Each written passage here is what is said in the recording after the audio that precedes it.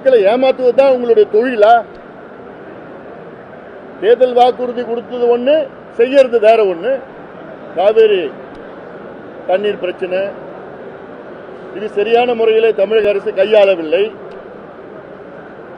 பிரச்சனை வர நேரத்தில் அப்பதான் ஒரு கூட்டம் நடத்துவாங்க. நேற்று அனைத்து கட்சி கூட்டத்தை நடத்தினாங்க. உச்சநீதிமன்றம் செல்வோம் சொன்னாங்க.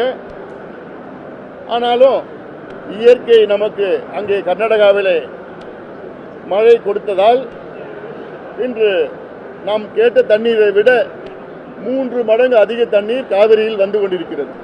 இதை நம்ம அடுத்த 6 மாதம் இது பேச போறது கிடையாது.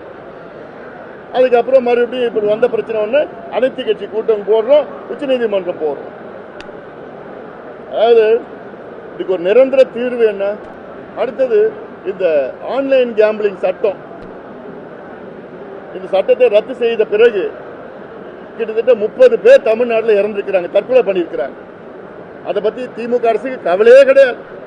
இதுக்கு உச்சநீதிமன்றம் போய் அந்த சட்டத்தை இந்த சென்னை உயர்நீதிமன்றம் கொடுத்த அந்த தீர்ப்புக்கு தடை பெறத்து கூட திமுகவுக்கு மனசு கிடையாது. அவங்களுக்கு எல்லாமே வியாபாரம், வணிகம் தான்.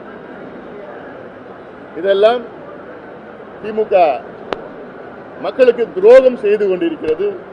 தமிழ்நாட்டுடைய சட்டம் ஒழுங்கு தினம் ஒரு கொலை. இப்போ முந்தா கூட நாம் தமிழர் கட்சியுடைய நிர்வாகி மதுரையில் கொலை, அதுக்கு முன்பு பாட்டாளிமல் கட்சியினுடைய நிர்வாகி வெட்டுப்பட்டு, அதுக்கு முன்னாடி ஆம்ஸ்ட்ராங் அவர்கள், அதுக்கு முன்பு அதிமுக, அதுக்கு முன்பு காங்கிரஸ்.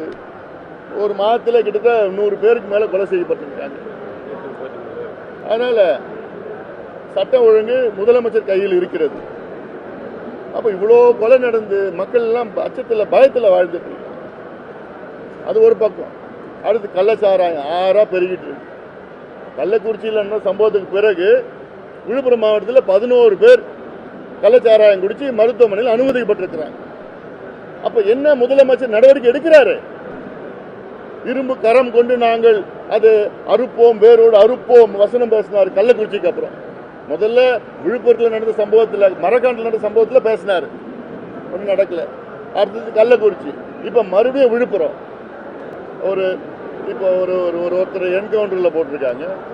ஆம்ஸ்ட்ராங் கொலை வழக்கில் கைது பண்ண 11 பேர்ல ஒருத்தர் என்கவுண்டரில், அதுவும் அவர் சரண்டர் ஆனது பிறகு. சரண்டர் ஆனவர் ஏன் தப்பிச்சு ஓடணும்? அதுவும் காலையில் 5:30 மணிக்கு உங்களுக்கு என்ன வேலை? கை விலங்குலாம் இல்லை, ஏதோ கூட்டிட்டு போயிருக்கீங்க. அதே ஒருத்தரை மட்டும் நீங்க கூட்டிட்டு போயிருக்கீங்க, என்ன காரணம்? அதனால தான் கேட்குறேன், சிபிஐ விசாரணை வேண்டும்.